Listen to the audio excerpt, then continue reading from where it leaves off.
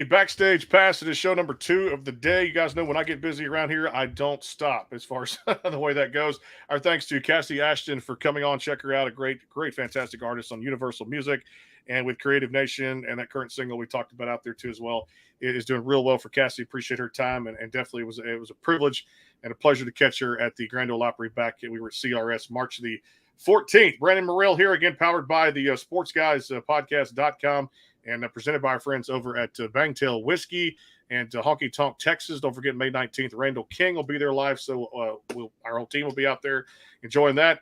And, of course, our friends at Gentle Ben Spirits, the vodka, the gin, the bourbon is fantastic. Check them out at gentleben.com. And I'll tell you what's fantastic is if you love flowers, you're going to love this next song and the single that came out April 14th. As one of our favorites here on the show, Charly Reynolds comes back on the backstage pass. So, Charly, how you doing? I'm good. I'm so glad to be here. Well, it's good to have you back, and I'm going to dive right into the single because everybody knows I'm going to go just right into the deep end of the pool. This is a song that really from the beginning, I always say songs, and no matter what genre of music I'm listening to, could be Whitney Houston, could be Garth Brooks, or could be anything out there. And from the first note, the first just everything, the first lyric that comes out that you sing, you like really catch me and you really bring me in on a song like this, and it's really powerful. And that's how I know who the artist is when I first hear the first few seconds of that song. Talk about just everything about this one, the writing, the people you worked with, and how excited you were to get this out to your fans. Yeah, so I wrote this one 2 years ago almost with Caroline Watkins and Rachel Wiggins, and they came over to my house. And we went through titles. Caroline had the idea. And we just kind of fell in love with it and rolled with it. And it turned into such a not depressing, but it's a sad, heartfelt song. It really will like just make you want to cry, but in a bittersweet kind of way. And so I just kind of fell in love with it. And I decided back in, I think, September or October that I wanted to cut it. And so I called up my friend Zachary Mano, who was always my go-to guy. He's so talented with production and everything. And so he produced it for me. We cut it and filmed the music video, which is now out as well on my YouTube channel. And we were actually going to release it in January. And because I already had shot the video in November, we had everything ready to go. I was like, man, I'm finally on top of everything. Look at me. I got it all ready so far in advance because I never do that. I'm always like, I'm ahead of the game, but never as much as I feel like I should be. And so we were going to release it in January, and then I ended up having surgery. So we pushed it back, which worked out anyway, because Miley Cyrus put out her song Flowers, and that would have been a little bit tough. But now it's out in the world. I've played it out since we wrote it. I've played it out places, and it's always been a favorite of the audience, which is always very important to me. I want people to relate to the stuff that I put out, but it's just different from any other song that I have in a way of really like telling a story metaphorically and literally. So it's definitely one of my favorites to have out. Yeah, and it shows just a beautiful side, like I said, I mentioned with vocals that I've heard, and just from a beautiful ballad that it is, and the fact that it showcases your voice and kind of, what somebody's going through, the pain of lost relationship or something like that, or somebody didn't think about getting the flowers and you had to get them yourself, which is kind of where it takes you on that ride a little bit too as well. But it makes people, I guess, kind of think, at least the people I've spoken to so far, a little bit about their different experiences, and everybody can relate to it a little bit differently, right? Yeah, I think so. I think it's kind of a thing of finding yourself, like realizing what you deserve and your worth, kind of. And I think that's like the overall point. It says it's all talking about flowers, but really it's just talking about finding and knowing your worth, I think. No doubt about it too. And again, if you guys haven't checked it out, make sure you go, like I said, wherever you stream or download songs, make sure you go check out Flowers across all the digital platforms. I want to go back to one that I think we talked about here when I was doing audio shows back in the day. Really cool song, Rodeo, that came out there 2022. One of my favorites. I had to start making my own Charly Reynolds playlist now here on Heck yeah. I love that. And I've done that with probably many artists out there too right now. But When it's a good song, you know it's a great song. This one, again, one of your favorites too that you enjoyed, and I think a lot of people can resonate with this one. What was the writing and kind of the style, the backstory of this one? A rodeo, man, that is such a fun song. I still love it. It's one of my favorites. I think it always will be. I wrote it with my best friend Nicole Croteau and our friend Sean Cook, and it was such a fun write when we wrote it. It was a night write, so we started at like 5 p.m. because we were just friends. So we were like, we'll go over to Nicole's house and write something, and we took a break to go get some Mexican food in between, which is always a good fuel. I'm hungry now. Yes. Yes, always a good fuel. And then we came back and we demoed it, which ended up being the vocals on the track. And I was like obsessed with it. I was like, this has to be released. Like I have to release this soon. And summer just felt like the right time because it's such a fun, upbeat song. You know, I didn't want to do it during the winter. And so, yeah, I rolled with it. I went and promoted the crap out of that song. I mean, me and my best friend went down to Broadway like 5 days in a row, I think, or 4 days in a row, promoting it on the street with like cards and asking people to pre-save it and go follow the Spotify and all the things, which is kind of awkward, you know, like walking up to random people. I've gotten used to it now because I've done it for every single since that one. But it really showed like the hard work paid off with that one. And we went to the rodeo in Franklin and promoted it because it's called Rodeo. So it made all the sense. And it was just such a fun one. The music video for that too was still one of the most fun video shoots that we've done because it was with all my friends, and just because it's a fun song, there's a fun video, you know, it all went together really well. You know, you've grown so much as an artist, and I've gotten to know you, like I said, the past 2-3 years. Talk about that growth and how important it is to evolve as an artist, to go from, you know, the first selections of work that you get in your first years of doing this now into, you know, whether an artist is in their 5th year or 10th year, Nashville being a 10-year town. The growth of an artist is very important. Talk about how you've evolved and how important that is. Yeah, I mean, one thing that's really helped me with, you know, I guess how I've grown is taking opportunities and always saying yes, you know, and because it's so easy to get lazy sometimes, and it's so easy to be like, no, I don't want to do that. Do I have to do that? But you have to kind of switch your perspective of being like, I get to do that. I get to do this. I get, you know, be grateful for opportunities that are given to you. And I think once I really switched that, things started changing. I started playing on Broadway, which really changed my life, to be honest. Sometimes in Nashville, there's this stigma around playing on Broadway that you're not a real artist and that you're a Broadway artist, which is the biggest lie. It helped me in so many ways learn not only how I perform and how to perform for a big, crazy, rowdy crowd, but also just like it helped me grow in terms of guitar playing, like really learning how to perform, not just stand there and sing. It helped me bond with the band, and really get comfortable. Without that experience, I would not be anywhere near where my performing is now. Like I'm so grateful for that time that I had down at Casa Rosa for like a year and a half.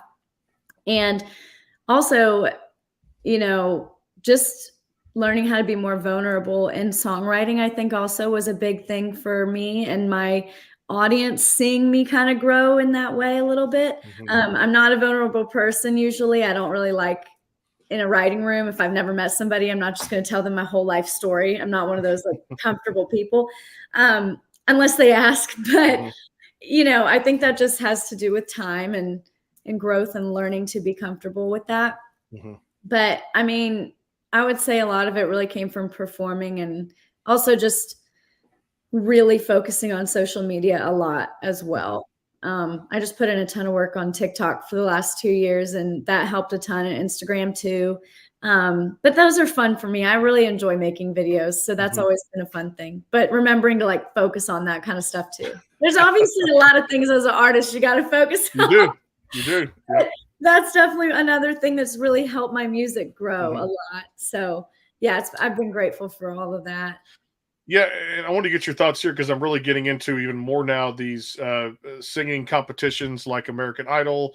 You know, NBC's had The Voice out for 22, 23 seasons now too, and all this. And what's cool about it is it's giving all these other artists who may not have a chance otherwise to get their name, their music out there. They're getting a chance to work with some of these great vocal coaches that have been in the music industry for a long time, wardrobe choices, song choices, all this. What are your thoughts? I'm curious to know your thoughts on these different types of shows such as Idol and The Voice. Yeah, I mean, I think it's awesome. I've auditioned for them so many times. I mean, The Voice, I haven't auditioned for in a really long time, but I auditioned since I was like 15. I think every year, 15, 16, 17, 18, 19. And then at 19, I always made it to a certain point. Like I'd go out to LA, and then right before the blinds, they would cut me. So finally I was like, you know what? I'm done with this. I was like, if they really want me, they would have me on there. You know, they know me now. I've been out there so many times. So I stopped with them, and I was like, I'm never doing this again. And American Idol reached out to me in 2020. And I was actually in Florida at home. It was like prime COVID. And they reached out to me, asked me to audition, and I was like, no. Because I just didn't want to do them again, because I didn't want the rejection again, honestly. So I was like, man, like it's gonna be a waste of time like the other ones. But it ended up being they asked me again like 2 months later, and I said yes because it was at home and Zoom, like through Zoom. So I didn't have to go anywhere. I was like, I might as well do it if I don't have to leave and like make a big trip out of it, So I did it. I made it to the to the auditions with the judges. Didn't make it from there. But it was such a fun experience. Like I've been thinking about it a lot lately, honestly, because meeting everybody that's out there and like just everybody's from different places and learning their lives and their stories and their music is so fun. Like that has been one of the most fun parts of doing any of those shows. Even from The Voice, I still have friends here that I met out in LA, like they were from here. And it's just a great experience. Even if you don't make it through, it's so much fun. So I've been thinking about it recently. It's funny because I loved American Idol was always a big dream for me. I watched Carrie Underwood on there, and I watched Lauren Elena on there, and it's just always, it's the OG. I love watching American Idol, so definitely would do that one again for sure. Yeah. And I love it too because it's always kind of cool when I say I'm scouting for new talent. To watch, why are you watching that? Scouting for new talent. You never know who's going to come off of that great show there too. And you're right, it is the OG of those great shows out there. Well, I tell you what is the OG for me right now on the playlist that came out last year. I'm a Texas guy, so tonight in Texas we're going to come back and talk about with Charly Reynolds here on the Backstage Pass. Again, Kirsty Krause is in Florida at Big Songwriters Festival going on down there. We're going to talk about that. You're actually headed down there this weekend too, and so much more to get to. With Charly Reynolds here on the Backstage Pass. Again tomorrow. Speaking of The Voice, Morgan Miles is going to drop by here on the Backstage Pass. Looking forward to reconnecting with Morgan here on the show. Thursday, Craig Wayne Boyd is going to drop by. And then on Friday, speaking of Idol, she just was on there, made top 20. Olivia Solie is going to come by from American Idol, and we'll talk about that. So some big things happening on the show this week. And, of course, some big announcements coming up over the next couple of weeks. Charly Reynolds' new single. You guys need to check out his Flowers across all the digital platforms. We're coming back. Quick time out here on the Backstage Pass. If you love to drink, stay tuned. The Bangtail Pour is comprised of a sweet corn mash base. The front has a subtle sweetness and not too sharp. It has notes of a medium char or white oak for a smoky flavor in the middle, and the tail has a super smooth and warm finish. Go behind the scenes with some of the biggest artists in music today with the Backstage Pass, powered by the SportsGuysPodcast.com. Join Brandon Morrill and his co-host Kirsty Krause as they talk to rising stars and legends about their music careers. Listen to their latest tracks and learn fun facts about the men and women behind the music you love. And be sure to tune into the Backstage Pass Monday through Friday from 3:30 to 6:30, powered by the SportsGuysPodcast.com. And welcome into the Backstage Pass.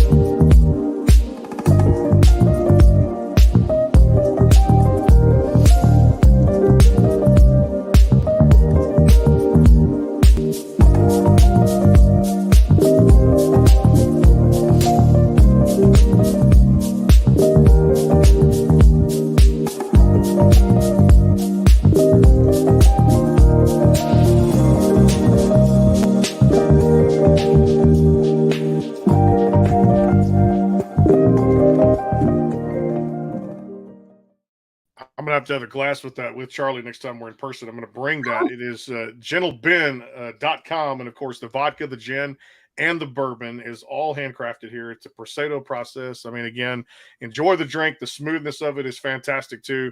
And it's in with the Astros and, of course, the Rockets now in Houston.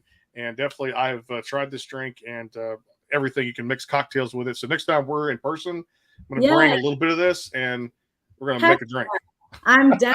I was just vibing to the music. It's like, yes. They show you all about that Prosecco process, no doubt. And of course, our friends over at Bangtail Whiskey. If you love whiskey, definitely give it a try. Bangtail.com. And of course, out there in Live Oak, there in Nashville, and Total Wine and Specs up there now too. Good friend Brandon Bing. And of course, Honky Tonk Texas, May 19th. Randall King will be out there having a lot of fun with Randall, who came on the show last week. We got to talk about his 1-year anniversary to date when he played the Grand Ole Opry. If you missed that one, all the interviews are at the sportsguyspodcast.com. Back here with Charly Reynolds. All right, tell me all about tonight in Texas. Yeah, I love the fact that this really caught me, and I just went, yep, there's one of my favorite artists doing her thing, putting out a song about Texas, and enjoying it. This had to be a lot of fun to work on. It was. So actually, it was funny when we wrote it. I had never been to Texas before, but I had always like been obsessed with Texas. Like I just thought it was the coolest place ever, and I'd never even been. And so I got to the write. It was with my best friend Nicole, who also was a writer on Rodeo, and Matthew Morrissey. And I was like, I just want something with Texas in it. I don't know what the story is. I don't know anything about it, but I want to write something with Texas. So I had the title Midnight in Texas, and then it turned into Tonight in Texas in the write. And honestly, with that one, you know, it was one of those writes where we just were like authors of a book and just made up the story and loved it. So that one was easy because I was like, I just love it. It was just a great song, and I knew I wanted to put it out. And I have been to Texas after or before I put it out. I went in June, and it was kind of funny because I got so sick when we were there. Like, and that was my first experience in Texas. Like I got food poisoning the first 3 hours we were there. And then I got bronchitis the next day for like 7 weeks. So I was like, I'm scared of Texas. Like, I don't ever want to go back. I'm too scared I'm going to get sick. But now I've been back, I think, twice or 3 times since then. And I love it. It's been great. But it was funny because when I put that song out, I was like, man, I don't know. Like, this might be some bad juju putting this one out with my experience there. But it was really fun. And it's just a good song. It's a fun song. And it was a fun one to write and kind of really try to illustrate it, you know, and like just make up a fun story for Texas. So it's definitely one of my favorite places, I can say now. So, well, I'm glad you think so, because living here all my life too, and I wanted to move different places, but somehow home keeps pulling us back here into where we live now. Home just does that too. You being a Florida native, you know, home is hard to leave out there. It is. It's very hard to leave. It really is. Hey, did I read somewhere, because I read stuff all the time, and if I'm wrong on this, just slap me over the head when I say this, but you actually had, because we all probably did this too, but and I did, my brother, we all had this. We love to do karaoke. Did you have a karaoke machine at home? Did you love to sing karaoke growing up? And I did. Artist kind of thing. And I forget where I read that too, but I mean, I just want to see, because we do our homework here on the show, as you know, and so I like to bring stuff. Clearly, yeah. No, I used to have a karaoke machine in our living room, and I would sing anything from, you know, like Taylor Swift to Hilary Duff to Wicked, the Broadway musical. Yep. I would sing all that kind of stuff. So yes, I did. That was like my favorite thing ever. I also actually, funny enough, since we were just talking about this, owned the American Idol Wii game. Oh, it was like you could pick songs, and then it would have Paula, Simon, and Randy on there. Yep. Yeah, on that too. That was like my life growing up, right there for you. Hey, we do a little digging here, and I try to read a lot during the downtime that we get to. I'm going to go to England, all the way across the pond here in Cumbria in England. My friend David tunes it all the time. He was asking, tell us about the guitar you use and how important is the guitar to you in your music? Good question. Oh, wow. So I have a few guitars, but I have 2 favorites. I kind of have 3 favorites, but I have my dad's old Martin guitar that I finally had convinced him to let me bring up here like 2 years ago.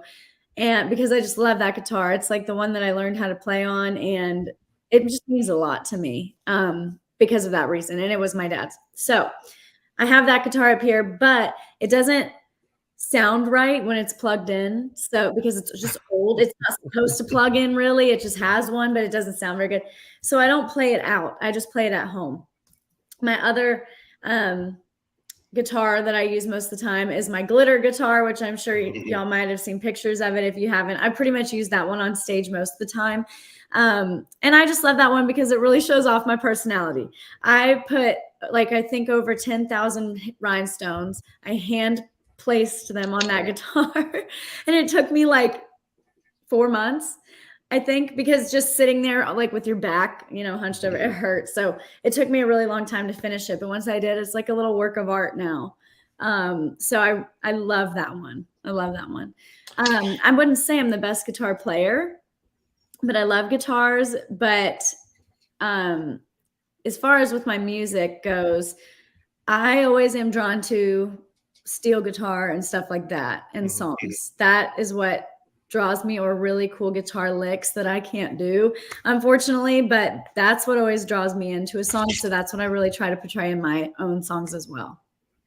Well, you do a very good job of that too at the same time. And I wanted to ask you about, the bucket list out there, the dream kind of stage to step on. You and I were talking a little bit about this before the show, because I've had a lot of these great artists who have played the Opry at least one time before, or just like Cassie today played it for the first time there in March. We just had Megan Patrick on. She did another rendition, great Opry debut there just a couple of weeks ago. For you, that's got to be just that lifelong dream, and you're so good at what you do. I could really see it. I'm going to make a bold statement on this show right now. So here it is. You can say Brandon said it here on the backstage pass. Charly Reynolds will be making her Grand Ole Opry debut within the next 5 years. Yes, I hope so. I'm just putting it out there. Tell us about that. Yeah. I'm going to claim that energy right there. Okay. All right. Yes. But tell us how it would feel again to play that venue. Notice it's, and I got to go for the first time there just last month and see all these different things that go on with it. The production, the people that make it happen, the behind the scenes stuff. And just to have so many great conversations with people about who plays there, who played there in the past and who's members of it too. John Party just got inducted in through a video. Will be inducted, coming up this year too as well. To play that venue in the back of your mind and you forecast that, what would that mean to you? Man, it would mean everything. That's so cliche, but I feel like it's definitely something that you earn. And when you get to that spot, it's just such a feeling of like an overwhelming feeling of acceptance with your music, with, your hard work paying off, like feeling like, wow, I've made it, in a sense with that. There's just so many feelings that go into it. Standing in the same circle that all of my idols have stood in and being welcomed in that is just insane. That's just an insane thought. And one that I really, really can't wait to have. I already actually have, this is kind of embarrassing. I actually have my Opry debut dress. I bought it 2 years ago. Almost 2 years ago. Don't fit right now, but it will. When I have that Opry date, I will make sure it fits. But I got it because I put it on. I was looking for a dress for my video for Oh Holy Night. And I put it on and I was like, this is it. I got to get this dress. This is for my Opry debut one day. And it's hanging in there in the closet. But so I have no doubt in my mind that like I will make that happen at some point. I don't know when, I don't know how, but I have to make it happen because it's just such a milestone that I would love to and be honored to do. But yeah, I can't imagine. I wasn't ever going to go until my debut. Like I had this thing where I was like, my first time at the Opry is going to be my debut. But then I stuck with that for a few years. But then my friend Tiara invited me to go backstage for not for her debut, but for her playing. And I was like, man, I cannot pass this up. Like, I got to go. I got to go see it. And plus, I feel like had I done that, it would have been a little overwhelming. Because it would have been like my first time at the Opry at all, and just seeing everything for the first time. But seeing the backstage in the rooms, it's really quite a magical magical feeling. I'm going to go back and maybe I'll be there when that happens. You give me a Yes. holler and I'm Yes, I predicting would love it. That would be for awesome. that to do that. And Kirsty and I would love to come back and sit right there.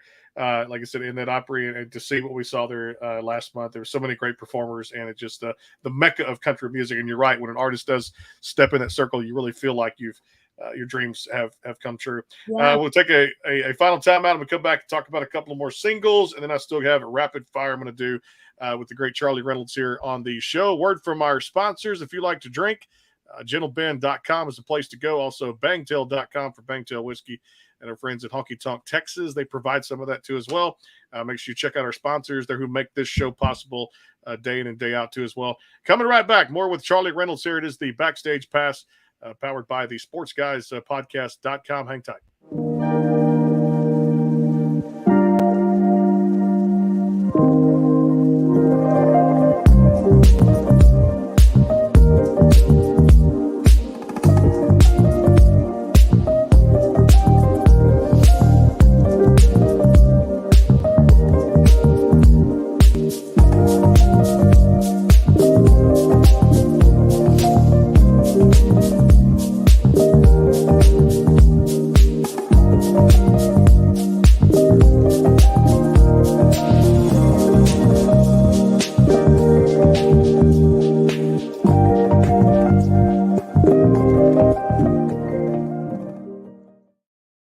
Go behind the scenes with some of the biggest artists in music today with the Backstage Pass, powered by the SportsGuysPodcast.com. Join Brandon Morrill and his co-host Kirsty Krause as they talk to rising stars and legends about their music careers. Listen to their latest tracks and learn fun facts about the men and women behind the music you love. And be sure to tune into the Backstage Pass Monday through Friday from 3:30 to 6:30, powered by the SportsGuysPodcast.com. And welcome into the Backstage Pass. The Bangtail pour is comprised of a sweet corn mash base. The front has a subtle sweetness and not too sharp. It has notes of a medium char or white oak for a smoky flavor in the middle, and the tail has a super smooth and warm finish. I'm going to make a glass of something tonight, either Bangtail whiskey or our friends at Gentle Ben Spirits out there, gentleben.com. And of course, you can check it out at the Total Wine and Specs here in Houston. Go by the tasting room in Alvin, Texas. Check it out too as well. Fantastic vodka, gin, and bourbon. Ricky Ford, Aggie graduate class of 85, does a great job running the company. And if you're going to the Astros game, right there by the Crawford boxes, you enter into the ballpark. The left field entrance is the Gentle Ben Bar, and I'm going to have to hit that up when I go to my first baseball game coming up this season too as well for my hometown Houston Astros. Back here with Charly Reynolds on the show, presented by our friends at Bangtail Whiskey, Honky Tonk Texas, and gentleben.com. Gentle Ben Spirits out there too. Let's break down a couple of singles because I've talked so much about music here, and that's what we do here on the Backstage Pass. You've had a great one there, and I believe it was maybe last year, year before. Out of My Hands came out, and that was another just well done song by you and your team. And then One Day at a Time. Let's start with Out of My Hands too, because really beautiful artwork on the photo, and of course the song really kind of really did itself justice. Thank you. Yeah, that one. Well, my best friend actually took the picture, so I let her know you think it's good. We just take pictures for each other all the time. I was like, Nicole, I need a cover for this song, so let's go take some pics. But that one was, I knew I was having my surgery, my vocal surgery, and that I was pushing flowers. So that was just a demo. It is the demo. But I was like, this is a great song, and I don't want to go all this time without releasing music. So I put it out, and I love it. It's a great one I wrote with Emma White and Zachary Mano. So yeah, it's a good one. Well, and you transitioned there to One Day at a Time, which I thought was another just great song. Really did a lot for me. It makes you think about life and kind of put things in perspective. Hence the title of the song there too, as well. Is that kind of what you guys were going for? Is that message that just always live life to the fullest and never take it for granted? Exactly. And it kind of came from a spot of like, it was during CMA week when we wrote it, and I was seeing all these people, and their successes. And sometimes obviously we compare ourselves to other people and like, man, how, why aren't I doing that? Or like, how do I get to do that or whatever? And I'm always happy for everybody, but there does come a point where you start thinking, am I good enough? Am I doing good enough? Like, you just don't know. And so that's why we wrote that, because and the lyrics are literally what I was thinking. I thought by 23 that's how old I am. I thought that I'd be married. I thought I'd have kids. I thought, which is crazy. Now I'm like, what in the world? There's no way, nowhere near. But I just thought it'd be somewhere totally different. But you know, you have to just remember to take it all one day at a time, not worry about stuff like that. Because we all try to plan well, at least I do, try to plan my life so much, and it never turns out the way I planned. So you just can't count on that. But we all do that head scratching and the whole, talking to ourselves. Are we good enough? Are we doing it for this reason or that reason? Or and that's just, we look at everybody else and what they have, and everybody, it's just human nature to do that. And so that's why I look at it and just be thankful for what you do have and what you do go. Because I remember when I first started this show, I look back, and before you and I met, I had 17, 18 years in radio. I didn't have to get up and do it again. It wasn't about me. And I'm just sitting there one day going, well, what do you miss most in life? Or what do you kind of enjoy? And I said, well, music and sports, and let's put them together. And you find somebody like Kirsty Krause, and it just takes off, which is good. Yes, So awesome. And be thankful for what you want to do in life, and go have fun and be able to do it. Now, I want to say there was another one you did, and I hope I'm not mess up this title. If I do, just fix it for me. Was one called, I loved it. Was it BS I Need? Yeah. Was that another one you did? Was that 2021? Sorry. I said that was 2021, right? It was 2021. Yes. I had written it in 2020, I want to say. But yeah, I put it out in 2021. That's one of my favorite songs still, honestly. I'm about to play it this weekend in Key West because it just fits the vibe down there. Fits the vibe. Tell us about that. Let's elaborate a little more on that with, again, the shows. You got Staying Busy. Key West, that's where Kirsty's down there too, along with some of my favorite artists down there playing. I'm guessing that's a Songwriters Festival, a big thing going on down there too. Leaving this weekend, and what a great song that fits probably a great lineup of artists. Yes. So I'm excited to play. I'm going to play that. I might play my song Sandbar. I'm going to play all my beachy songs. Beachy song. Because we're at the beach. You might as well pull them out. Yes, I mean, and we're at the beach. We'll have a good time, which is really cool. And I'm going to the beach here in a couple of weeks, actually, down by Galveston. So I got to put you on the playlist for the family too. Yes, you got to. You got to crank it up and say Charly Reynolds on your radio right here too.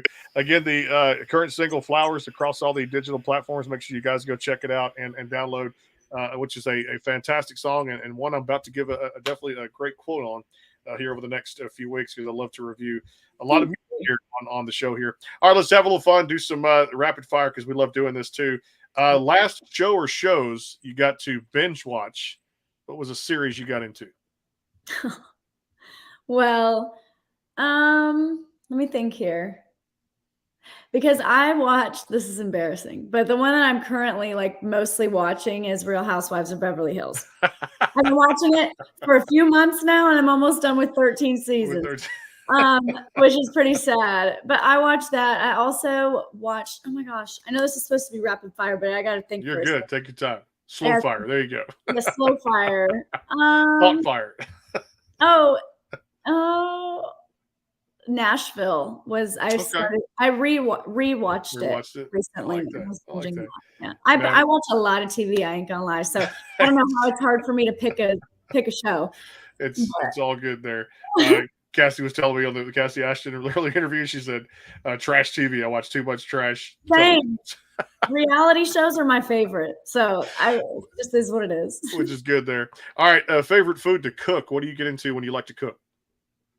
Noodles. Because they're easy, and I'm the worst cook ever. Any kind of noodles. Right there with you. Kind of noodles, yes. The worst cook ever. Just whatever, put water in it, throw in the microwave, because I can do it. Microwave in an oven. I'm not patient with everything else out there. All right, let's have fun with this one. Favorite cartoon growing up, what did you get into? SpongeBob. Look at that. 100%. I still like SpongeBob. I don't watch it, but if it was on, I would be watching it. You'd be watching it too, no doubt about it. Love it so much there. All right, toppings on a Charly Reynolds pizza. Any new toppings or just favorite crust? What do you like? You know, this is controversial. Okay. But I like pineapple on pizza. I do. I recently tried that, and I was surprised. With pretty the good, right? Hawaiian, yes. I love a Hawaiian pizza.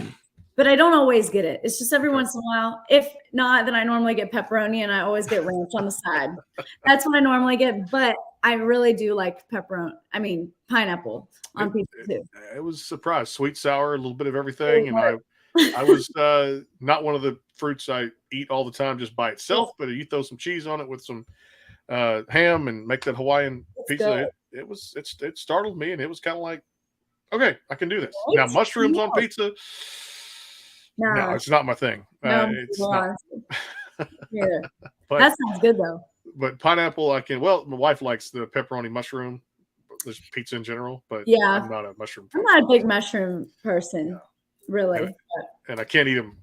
Some people go to these carnivals, these fairy festivals, or with some of these shows we cover, and it's like, well, they've got fried mushrooms now. I can't do that either. Fried mushrooms. That does not sound appetizing to me. No, some restaurants are picking up on it too as well now, and that's the funny Weird. part. Let's have a little fun here. And Kirsty loves to ask this one, so I'm going to ask it for her because I know she's down in Key West having a blast right now. Yes. Wish I was there with you guys this weekend. I know. First song to ever sing, or the title of the first song, or what was the song about? The first one you ever sang on stage. Oh, that's so hard. Because I sang like really young. But if I remember correctly, it was either the national anthem or it was Since You've Been Gone, Kelly Clarkson. Kelly Clarkson. I like Yeah, I sang that at my talent show in elementary school. So that was my favorite. Yeah. You remembered that. Some people were like, it Only was on a because, napkin, and I couldn't find a napkin. only because I literally just watched a video of it that my mom had recently. So like last week. That's the only reason why. I'm pretty sure it was probably that. So yeah. Who knows? I love it too, because some people say, well, I write a song, or I did this, or I put the first one I ever did out there. I wrote on a napkin and I threw the napkin away or something, or whatever. We were just doing all stories you hear about the first song somebody wrote or what it was about. I mean, the first song I wrote was called Underneath the Stars, and I released it when I was 15. And I'm trying to think. I played it. I had like a whole release show. I don't even know if we played any other songs. We might have just played that song. I don't remember. It was so long ago now, but you can't find it anywhere now. It's taken. You're like, I'm not gonna. We've grown since then, but I was really proud of it at the time. You've grown so much since I met you there, and I've been doing this about 4 years again with the show here, and I've seen the growth. And honestly, it was a pleasure running to you at Blake's Bar there last year, and I cannot wait to see you in person again when I visit Nashville or just somewhere close, or a concert, something like that. One of the shows, one of my favorite artists, and every time you come across or I get sent something about new music or whatever, I'm like, yeah, Charly Reynolds has a parking spot here on the backstage pass reserved. She can come by anytime the sign is in the ground, and it's songs like Flowers that make it that much more awesome out there from a great artist who will be making her Opry debut in the next 5 years. I'm predicting it here on the Backstage Pass. Hey, thank you so much for being with us. I always tell people, check out our website, charlyreynolds.com, and go get the current single, Flowers, across all the digital platforms. Always fun to connect with you, and hope you had a great time again. Yes, thank you so much for having me. Always good to see you. Always good to see you too. Charly Reynolds out there, charlyreynolds.com, and check out Flowers across all the digital platforms. If we didn't get to your comments, then feel free to leave them there. We'll get to somebody coming up later. Kat says, yep, Charly Reynolds is so, puts like 4 O's on it, talented. We know that too as well. Thank you. So, Mr. Stutz, thanks for tuning in too as well. You can also catch us at nightwaveradio.net, where the show is syndicated out there too at the same time. And tomorrow, Morgan Miles stops by here on the Backstage Pass. And of course, Thursday, Craig Wayne Boyd. Friday, we talked a little bit of American Idol, Charlie mentioned there, with the top 20 contestant this year, Olivia Solee, coming by here on the Backstage Pass. In the next couple of weeks, Super Bowl winning quarterback. I'm not going to say who yet. We'll talk some NFL draft and then some. And of course, a Major League Baseball pitcher who won the 2004 series with the Boston Red Sox. We're going to talk some baseball with Bronson Arroyo here in a couple of weeks here on the Backstage Pass. Looking forward to that. We'll see you guys tomorrow with Morgan Miles on the show. Check out Flowers across all the digital platforms and charlyreynolds.com. We'll see you guys soon from all of us here. Have a great night. Talk soon.